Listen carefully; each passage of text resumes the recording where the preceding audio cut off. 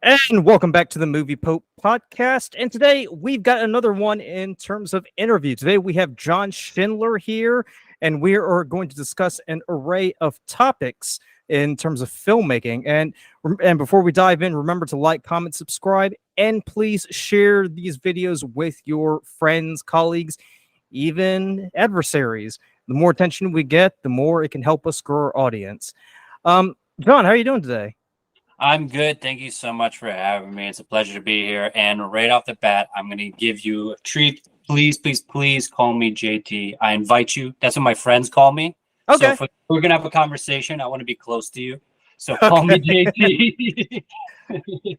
Excellent. Well, JT, I want to keep this conversation as natural and organic as possible. So let's just start off from the very beginning. Tell us a little bit about yourself and what you do. Oh, of course. I'm a filmmaker living in New York, and then I'm a primary caretaker of two children. So it's balancing the life of being a husband and a father with being an artist. And I think a lot of people can relate to that there isn't a balance. You're always kind of tipping the scale awkwardly in one direction. Right, right, and I was going to say too, because most of the people that I've spoken with so far, they're either devoting either 100% or at least 50% of their energies to their craft as a filmmaker. But in your case, because you're a father, sometimes it kind of feels like a 60-40 or 80-20 ratio, doesn't it? 100%. And that doesn't happen right away. And I think I was definitely one of the people out there who was gung-ho 100%. I was paying taxes in LA and New York. That I Hmm. was really in it. I was working hard, but I was below the line. That was the thing, is I was like, my work and my framing and my mindset was about making rent, making the camera payment, whatever it was at the time. Yeah. I was working these hourlies and I was making weekly pays, and I was single or dating or whatever. And when I became married and I met my partner, Viana, lovely, lovely person. She's actually out in LA now. She's the executive pastry chef for Carbone. Oh, She's doing okay. incredible. So she's out in LA right now cooking for like celebrities and stuff. She's doing great. And she'll be back like next week. So we had developed a great partnership that let us both be creative and explore our crafts individually of each other, and then try to build the family unit at home. Right. So that works when you both can kind of balance on each other, and that doesn't happen right away. And I think what I was going to get to is, when I got married, this guy turned to me, and he'd been married for a while. He had kids, and he said, "Look, the money will come." And it was like a weird, like, esoteric statement. He was like, if you're a filmmaker and you're good to your family and you're good to your children, the universe will recognize that and it'll help you out. It'll get money to you. And I was like, that's like kind of like witchcraft talk. He's like, we'll believe in it. So I took a step back from working hourlies. I did. I just like took time off, Hmm. and I built myself up above the line, doing like no low pays, directing, producing stuff for very little money.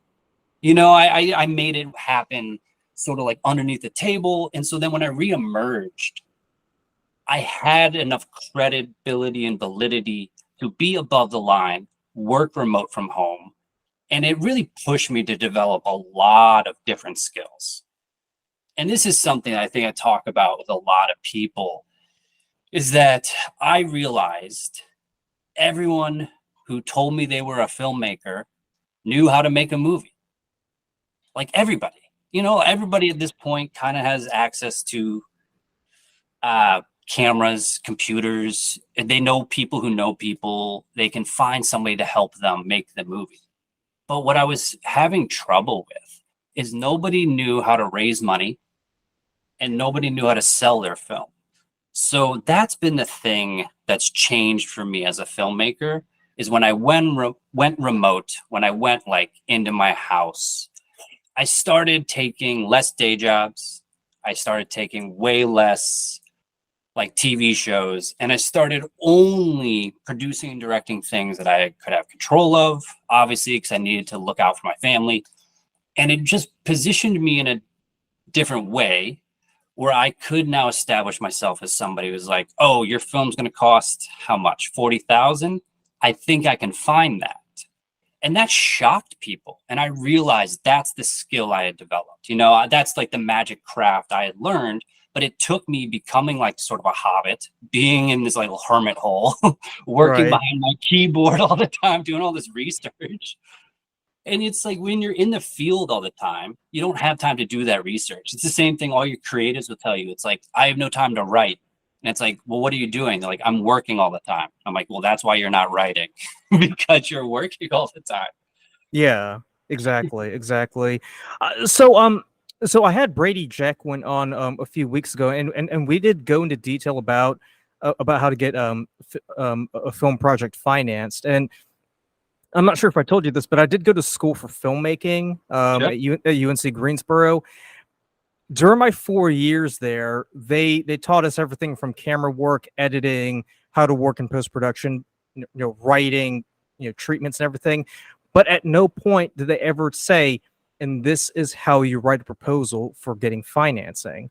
So when I had the interview with him, I'm laughing. I apologize because everyone has told me this. Yeah, and it's true, and it's true because it's true because yeah, I mean it's important to learn to learn the technical artistic side, but let's not degrade what that importance is so valuable to know right. how to make a movie.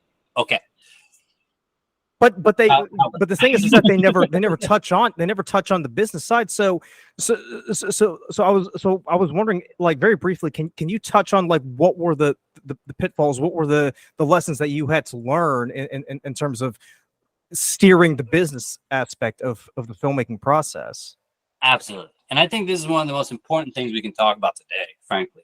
Yeah. And then because I went to college, I took film courses. That's not what I went to college for. I ended up taking film courses later on, Yeah. But they never brought it up. And I talked to graduate students. It was never brought up. When I moved to New York and talked to filmmakers, I met really talented directors, DPs, producers, actors, like sound, production design, and name a department. None of them knew how to get money. No. You know what I mean? So it was like, so how are you guys? And so a lot of people, they're getting stuff self-funded, right? And this is something right off the bat, I'm going to say, don't do this. Now, before I give too much advice, the disclaimer is this is not legal advice. You should not accept this as like proper advice. But I'm just going to give my opinion. Yeah. You shouldn't use your own money until it's like an emergency. So this forces you into a situation where you must raise money. The project must raise money. You're not throwing money at a weak fish, because this is an issue a lot of filmmakers would do, is the passion will get ahead of them and they won't be honest with themselves. But you shouldn't be throwing, and I've run into this where someone was like, hey, we want you to produce this film. I'm like, I'm totally down. It's a great script, great project. They're like, we have 80 grand. I'm like, that's pretty good for a feature. I can work with that. Do you need me to raise it? Right. So let me ask you this. So when they tell you it's 80 grand or they give you any figure of money, like how are they coming up with that number? Exactly. That was an oddity to me because they worked backwards. Their director had 80 grand. And so that's my thing. I was like, don't work like this. And I even said that to them, and they didn't hire me. They were like, basically, it was like the dinner meeting if I was going to be the producer. And I was like, I would prefer he doesn't spend all of his 80,000. And I wasn't hired. That project, though, they hired me back on later because of an emergency situation. And I saved their butt. But I warned them flat out. I was like, I wouldn't approach it this way. Okay. Right. So the way you should always do it is you take your script and you should hand it to a producer who can be a line producer, or an AD who can be a line producer, assistant director, and be like, hey, it's this many pages. It looks like it's this many actors. I'm estimating this many crew members, this many days. You're guessing, and you come up with maybe $10,000 a day for how many days? Or I think I can schedule this one for $6,500 a day for how many days? Or whatever it's going to be, okay? And that number becomes your shooting principal. That's like what you have to get to do your shooting, your principal photography. Right. However, it's not going to cover your post-production, your pre-production, your distribution, and all your hidden fees. So this is when you get a good line producer, a good, accountant. And just as a director producer, you really need to know all this stuff as well. But Mhm. you need to pad your budget in a way that makes sense. So one way is often if your principal is going to be 50,000, just put on paper that your post production is going to be 50,000. Even if you have no bids, no estimates, whatever. It's Right. probably accurate. It probably is accurate. You're not lying here. And this is all about having the data or the metrics so that when you go to talk to a potential donor, a potential like in-kind donation, or even the magic like investor, they're going to want to see on paper what you're talking about. Because it's not enough to just say, I need 80,000, I need 100,000. If you say, hey, we can raise 40,000 with crowdfunding, we need 40,000 for post-production. This is how much we're going to pay for each subject of post-production. So it's just about building trust with the people who have money based on being able to speak their language. So one of the things we do is I build budgets literally for projects that I'm not working on just to stay in practice Right. constantly, just to be able to do math, think about what the tax would be. Like I'm helping out a student film right now just because they said, hey, our last producer kind of boned us. Obviously, I'm not mentioning names or anything on this, but like they said, our last producer kind of boned us. We know you're a cool guy. Can you help us out? Mhm. I'm like, yeah. Like, send me everything. And I just ran their stuff through a budget and was like, this is where your holes are. Be careful. But like, this is a key step. Key step is just knowing how much everything's going to cost. And you cannot ask for money if you're not frankly sure how many days you're going to shoot, how much food's going to cost for those days, and how people are going to get to and from set. Like you're just not ready. You shouldn't be spending money. And it kind of like it blows my mind sometimes when I hear about student films that or short films that go like 27 hours long and there's like not a bathroom on set and nobody thought about food or water. And you're like, that's dangerous. So I stress a basic system, like 4-day shoot weeks if possible. I really try to do 4-day shoot weeks. I really try to do 10-hour days, but it's honest 12, because you got load in, load out, and lunch. We Yeah. try to do 21 setups. We really try to limit how much we shoot. There's just a lot of concentration put on efficiency of filming and capturing of the data and whatever that's going to be. And most of our time and energy is put in pre-production, even before we have the money, figuring out how to be as efficient as possible. Because then when you make your pitch deck, you have a really tight budget. And when I go into rooms, honestly, I love to touch on this right now. I think it's funny that we still say like getting into the room because I've had that experience a few times, but it's not really the experience anymore. The room now is more like this. It's like a Zoom call, a phone call, a text, a beer. People want to meet in person a lot. Like, so like the idea of the room is kind of like superfluous. I will say, if you're going to enter a big room, have a lawyer. I have a lawyer on retainer. I have extra lawyers I can call because the person whose room you're going to walk into to have this conversation about money, they have 3 lawyers in the room and they're not going to tell you they're lawyers. They're going to tell you that they're this person's friend or like acquaintance. It's a real thing. So, and my buddy, he just got back he was pitching his short film to be a TV show to like, Netflix, Hulu, everybody. He was doing the whole gambit. And he said he was flanked by 2 lawyers. His manager was there, and Netflix had like 6 lawyers. He Oh didn't yeah. talk. He didn't talk once. You know what I mean? So when it comes to money, it's all about being able to talk the talk. So when you're at the independent level or the lower level, it comes down to these budgets first, right? So you have a min budget, max budget, and you know who you're talking to. You show your donors probably your max budget. You show investors your max budget. And mid budget is anyone who's in the project and needs to know exactly how much money you need to make this work.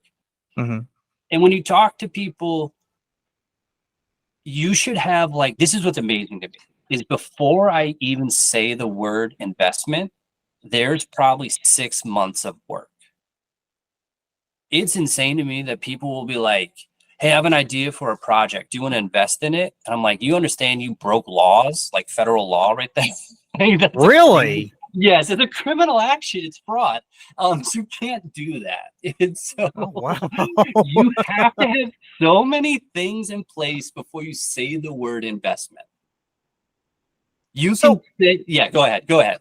No. So actually do want to I actually do want to go back on that. So why is that a bit of a legal quagmire right there? Hammurabi Code. This goes back to ancient times. The Okay. Hammurabi Code says, I'm going to give you $1,000 to go sell this silver. When you get back, I get $1,000 or else. That's I see. Hammurabi Code, and it's been in place forever. You cannot. This is UN has sanctions on this. The U.S. has multiple federal laws and international laws you can look up that relate to this specific thought. So the basic way to protect yourself is you get a lawyer first off, and this Mhm. lawyer helps you with all the proper documents, like a private placement memorandum, often called a term sheet. There's multiple ways to fill this out, but this follows along with your budget and everything. And it explains to people what their investment's actually worth, how diluted their shares are, what their actual return is possibly. But it has to be this idea that you can't promise people money. My son's coming in. But you can't promise people money. You cannot promise return on investment. That is not okay because it is never guaranteed. There's always Okay. you have to explain risk. Risk must be at the forefront of your explanation. That's in the term sheet, that's in the private placement memorandum. You have to explain to these people, if you give me $1, you might not get it back. But if we make money, you can make this much back, and this is the payment structure. This is our waterfall, is a lovely word we like to use, the payment waterfall for the investors. So this is going to be like, these people get paid first, this amount, then these people, and then it's going to trickle down. And so these are the words you want to start to learn. And to protect yourself, you're going to just tell people, hey, I'm raising capital for my movie. This is a friendly term because this can mean donations. This can mean cash gifts. This can mean in-kind things. This can mean sweat equity. This means a lot of things. I'm raising capital for this project. You can say this all the way through the end. And it protects you until you get this term sheet, this private placement memorandum. Everything's looked over by a lawyer. You have everything crossed off. And they say, yeah, go for it. Then you can say to people, hey, I'm raising investments. This is how much a share or a unit costs. This is equitable to this much profit on this type of payment structure. Like, this is what you have to be able to say. You can't just be winging it like, no, you can have 2%. That's fraud. You immediately. So, Yeah, because there's no guarantee at all. Yeah. It's 2% of what? Like, what are those unit structures? What's the payment? What is the quarterly like reports going to be? Like, are you doing this on LLC or is this S corp or is it like what is the? So there are so many questions. It's literally 6 months of work before you can say the word investment. So that's why I tell everybody, just do crowdfunding at first. Just do crowdfunding, and to make your crowdfunding even sweeter, get a fiscal sponsor. Do you know what a fiscal sponsor is? I'm sort of familiar with it. Yeah. So fiscal sponsor, basically, they're a nonprofit who their niche or their focus is your demographic. Say filmmaking, you'd find a fiscal sponsor who focuses on filmmaking, and what they're going to say is, hey, you're doing crowdfunding, you're raising investment, whatever. Every dollar you get is going to come to us first as a donation, and then we're going to give you most of it back. And now all that money is now what's called tax advantaged, and it can be used, to help the donor relieve some of their tax stress.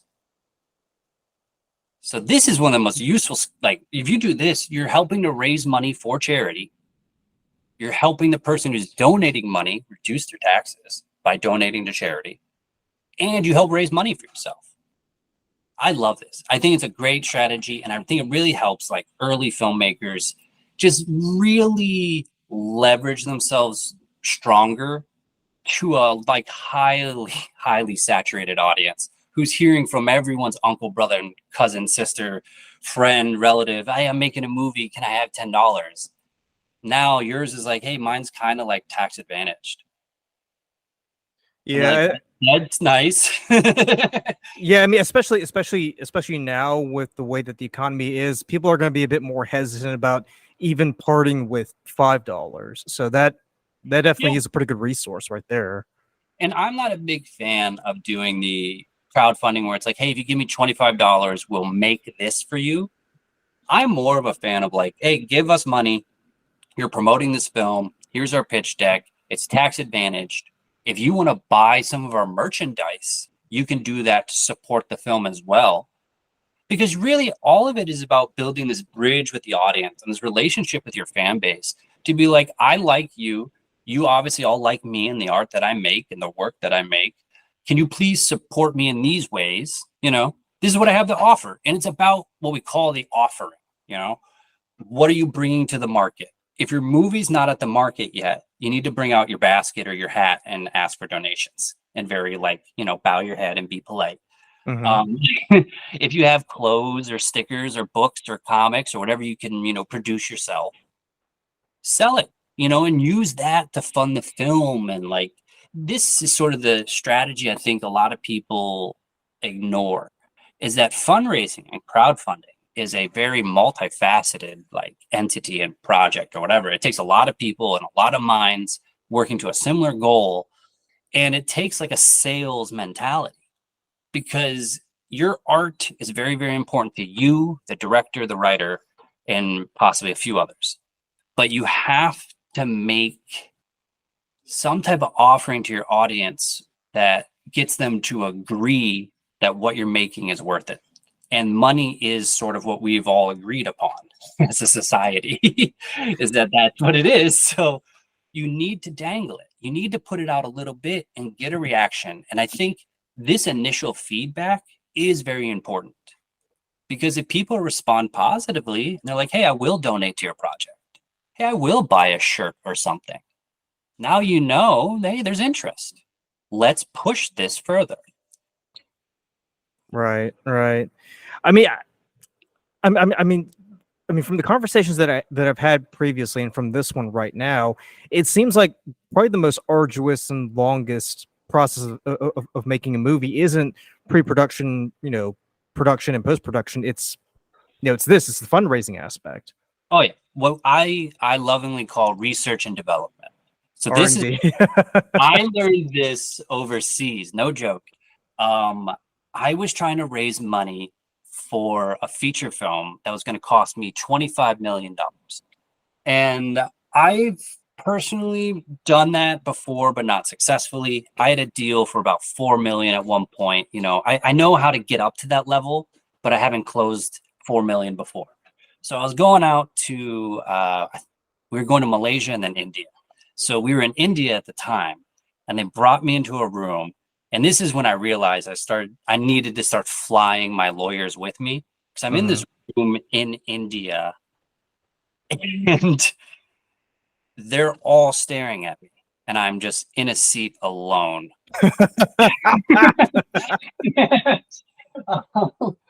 Like research and development was literally like I was taken out of that meeting and someone taught me that I had misspoken and basically said you should have said you were in research and development, blah blah blah. And I met another director.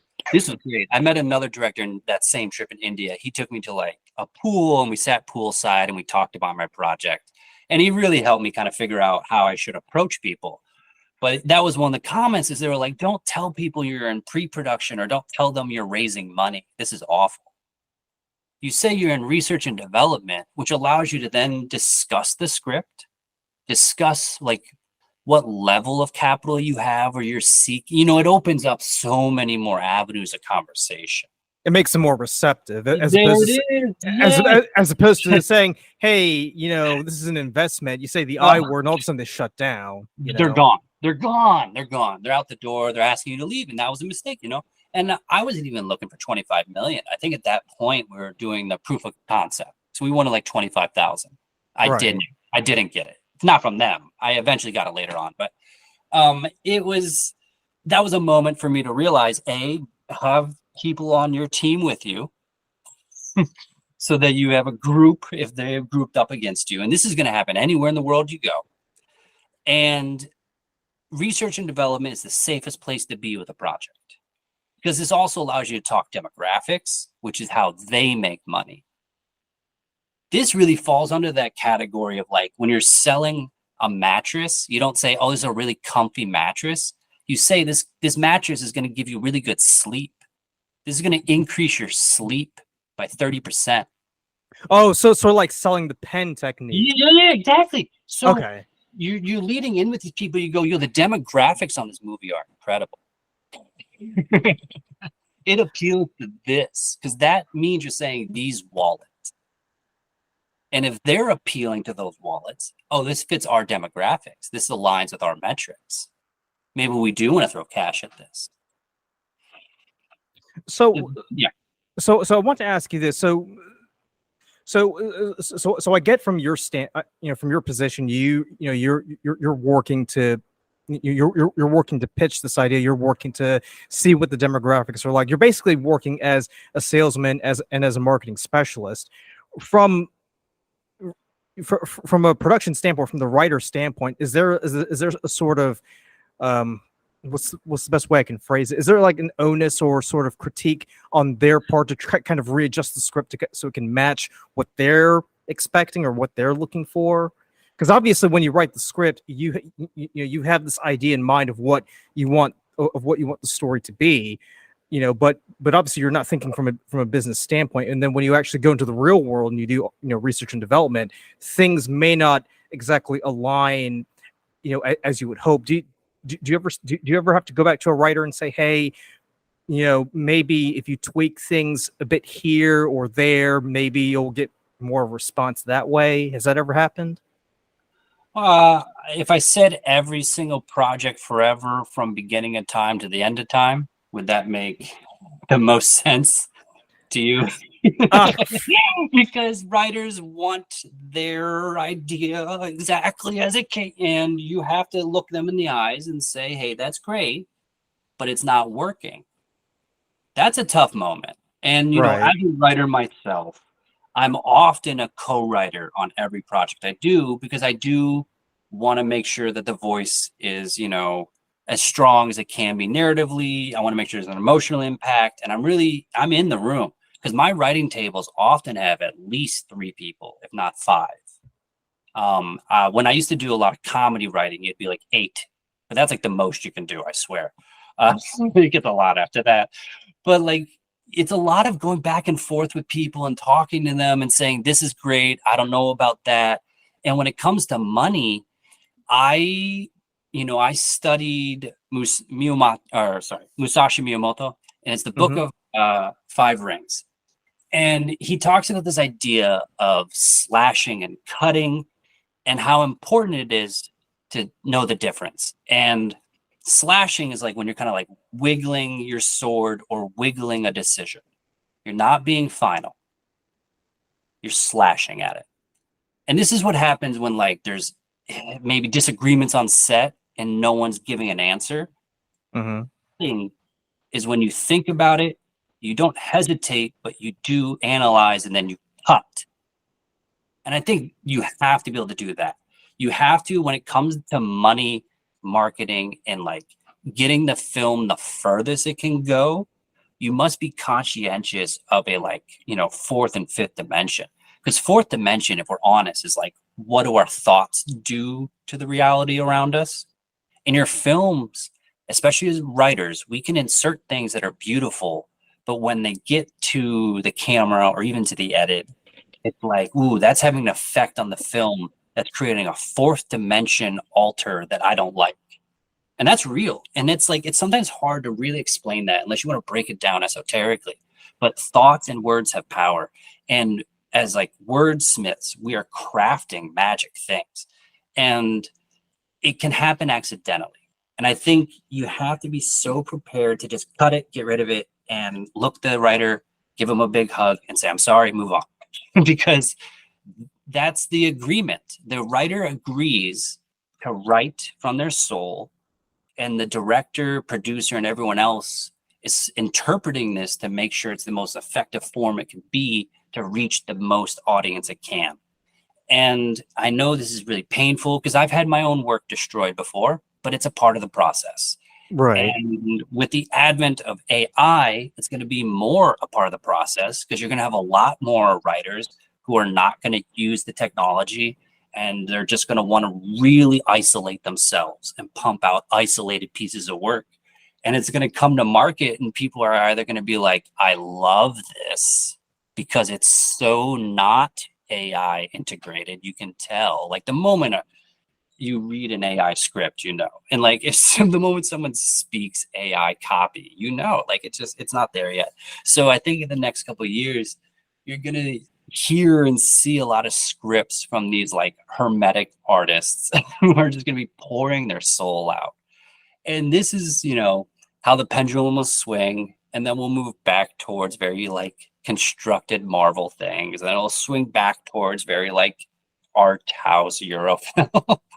And I think that's just the human condition, man. And it needs to be this conversation, because if we're left to our own devices, we will say and do things which can inadvertently alter the future of humanity. And that's a real danger. And so you need to be open to critique and having people edit your work and respond to you and say, "I think this is beautiful, but it's just not this film." That's my favorite way to say it to a writer. "This is beautiful. This is poetry. This is the greatest film you ever read. It's just not this film." Like, that's the way to kind of like tiptoe your way out of it. Right. Without saying, "Hey, you wrote a piece of shit here. All right, rewrite it." Because I would never say that, because in our films, that there's a culture on like my cruise, and everyone on my cruise know this, and we're running multiple ships at this time. We have multiple directors, multiple producers. We don't ever come down on people unless they're getting fired. If you're not getting fired, we're going to be like, "Hey, whoa, chill. All right, well, what's going on? This is a mistake. Can we fix this? How do we fix this? This seems like a puzzle. How do we make this better?" Like, if you're not getting fired, we're going to figure it out with you. And writers are a part of that. It'll be like, "Hey, I love everything else you've given me. This part isn't working for me. It's not this film. Can we try this?" And that usually gets the response I need. And I'm also one of the people who is editing. So I'm very quick to just type my own version and be like, "Hey, you're on blue draft 3. Here's purple draft 7. I've been working." Purple draft? What are you talking about? We're on blue. I can imagine a writer sort of like, holding his head in his hands and banging his head against the wall, being like, "There was only supposed to be one draft. Why do you have two?" When you get to the point, it's like, oh man, 5 writers and everyone's got their own drafts going, and maybe there's come to be a disagreement. That's usually when your head writer steps in and there's like an alpha draft again, where it's like, we're restructuring from this one. Nobody rewrite anything without permission for a while. That's how you split into the multiverse right there. Yeah, Different exactly. variants. So I want to shift gears a little bit, because honestly, we could talk about this for hours and hours. But I want to shift gears and just talk about any current projects that you're working on or have completed work on recently. Oh, absolutely. We're so stoked and excited for Cargo Van, which is a one-shot feature film. And this is coming out, we're anticipating next month. So we have some like early festival decision stuff that we're probably going to do, and we're going to run festival for a year, but then we're going to take it to market. We have a really good opportunity to sell the film. It's 40 minutes long, one take. Really cool experience. I'm super excited to talk about it. I don't want to give too much away, but it is an authentic one take. We rehearsed. Well, basically, we worked on the script for 2 years.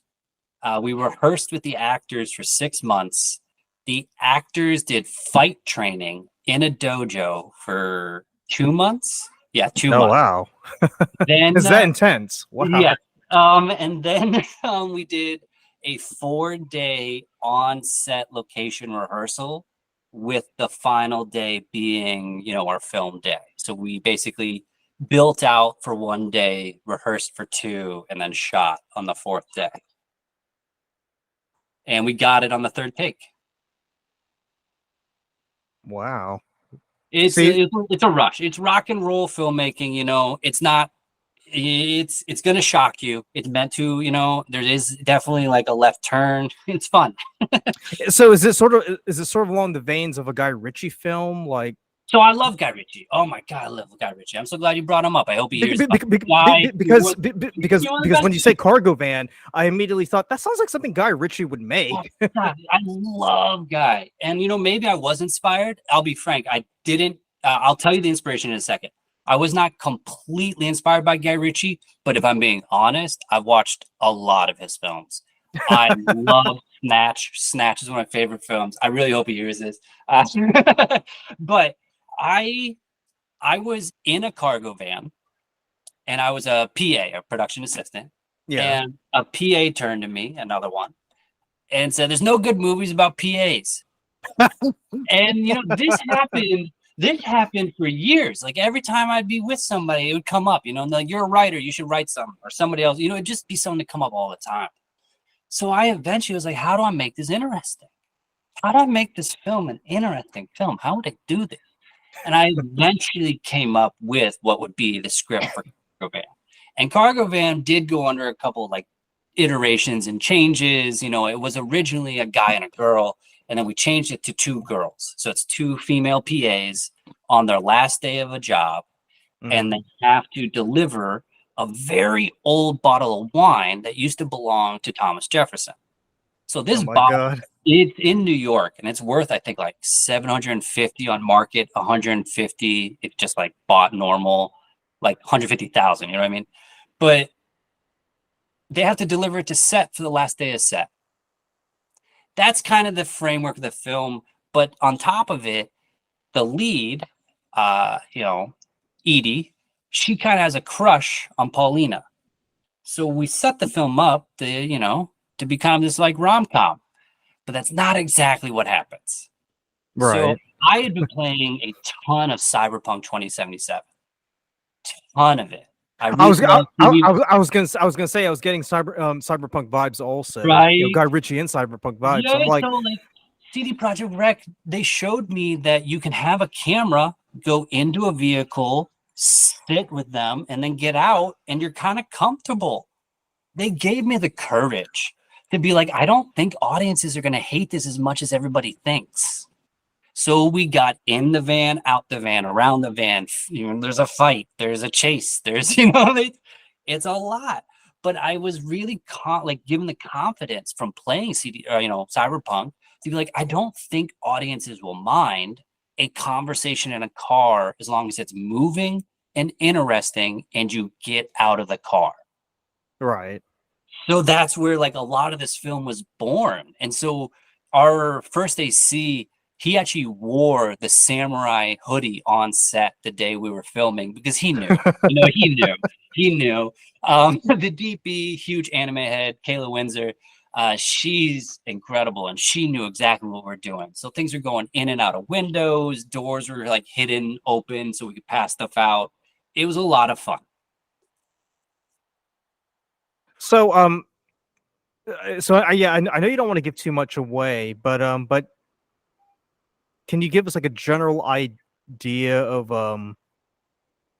because I know you said that they're delivering a very expensive bottle of wine. I can give you a little bit. So yeah. The movie starts out, and you'll see it. It'll come out, and we hope everybody will either go to festival to see it, because that's going to be our only opportunity to see it for free is in festival, because we have it set up for market afterwards. So it'll be on Roku, Google. It'll be Gumroad. You can buy from me.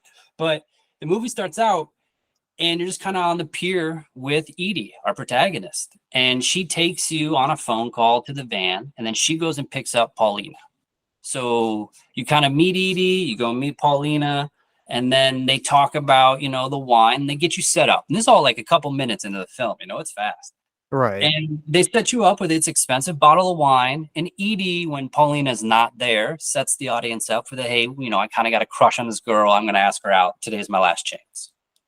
So the movie's going to take you on this little like trip. And then they get a call from their boss, Marjorie, who they hate. And this is based on apparently a real person. And I apologize. I don't know the last name, but I guess one of our writers really hated this woman named Marjorie, who was like the producer when she was a production assistant. Mm-hmm. So they made this character who they just shit talked the whole film. And the producer messed up and they scheduled them wrong. So they have to waste time. That's sort of what sets up the film, is that they can't just go to set. They have to like go get coffee and talk and hang out for a little while. Mm-hmm. So Edie keeps trying to make her move and Paulina's kind of like pushing her off. And right before Edie can make her move, 3 people attack the van. So are they just like random thugs, or? I'm not going to tell you anything more. That's why I'm going to leave you, okay? Okay. Okay. It's one shot, one take. The whole thing is we want you to feel like this was happening to you. Wow. So we wanted you to feel like you were falling in love. We wanted you to feel like you had the butterflies. We wanted you to feel like you were going for the opportunity. And we wanted you to feel like you were being attacked. So I guess one other question I would ask is, are we watching this from Edie's POV or? Oh no, what? the ghost of Thomas Jefferson. So what we imagined is that the camera is kind of floating, and it became really like entertaining to us. Is like, what if the point of view is Thomas Jefferson's ghost or whatever that's connected to this bottle of wine, and you're just, watching all of this happen detached. Wow. So you're almost emotionally detached, but you do kind of like focus in on characters a little bit because things become interesting to you as like you're engaging what's happening in front of you, but you don't like intervene, Yeah, because you can't really. Yeah, you can't. You're ethereal. So that's Wow. the intended effect, is that you're this like floating bystander. And I'm assuming the ghost is played by Jason Statham. Yes, we did get Jason. I just had to tell him I was a Guy Ritchie fan. That was enough. Jason, you have to wear this wig. I'm sorry, but it's part of the deal. You're not even on camera. You just have to. He did this. He did this while he was on break from the Expendables 4. The dude needed something art housey, just the coolest jets. He was in Brooklyn. So JT, I do want to go ahead and wrap up this episode, but like I said, I could talk to you for hours and hours on end, and I do plan on having you back for future episodes, especially once Cargo Van drops, because you've got me interested now. I definitely do want to see it. Amazing! Thank you so much for having me. This has been a blast. Absolutely, and well, on my part, I'm just glad to have you come on the show and have this discussion with me. But to wrap things up, are there any movies or TV shows that you're watching or you've seen recently that you just feel like, oh my God, I gotta tell people about this? Something that I've watched recently that blew my mind. I have to be like frank. I've really retreated into comics. Okay. So there's been a fascinating thing that I picked up on, and it comes out of Lazarus Planet. I don't know if you're familiar with this. No, I'm not. It's like a Dark Horse or Wildstorm or what? This is Lazarus Planet, comes out of DC, and it's a world event that was semi-obscured, but it did happen. And it creates 3 brand new superheroes. City Boy, the group called the Vigil, and then Shantae, who is like a spirit walker in like Little China. She's a very interesting character. And these 3 stories, Spirit World, Vigil, and City Boy, have just blown my mind. Really, really like incredible stuff.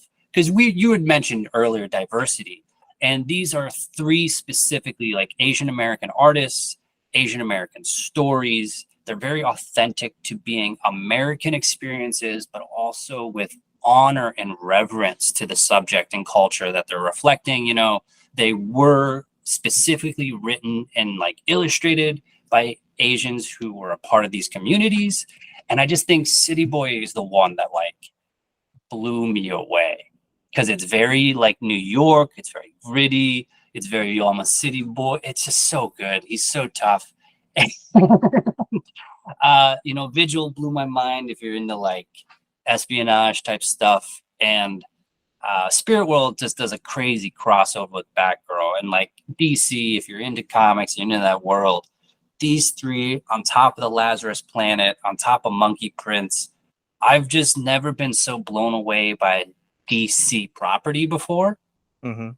And with Marvel blowing them out of the water with movies and everything lately, they got James Gunn, who I'm a huge fan of. I think he's just one of the best. I'm interested if he picks this up. You know what I mean? Like, I feel like this Fear State is great that they did recently. I think he might do Fear State, which I'm now trying to like figure out. Because I've just been so blown away by world event storytelling, because that's what I want to do. I remember even when I was in school as a child, they told me this. It's like the style you want to write is epic. It's like, yeah. I want to do like 12 books, I want like 100 movies. And I've never given up that dream. I've become very realistic lately. A one-shot feature film is honestly, a single moment. You can't do much smaller than that.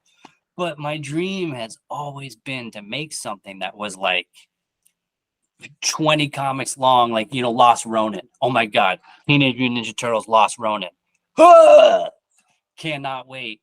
They'll never make it unless you're okay with the Mutant Mayhem, which I will give a big shout out and thank you to IDW Publishing.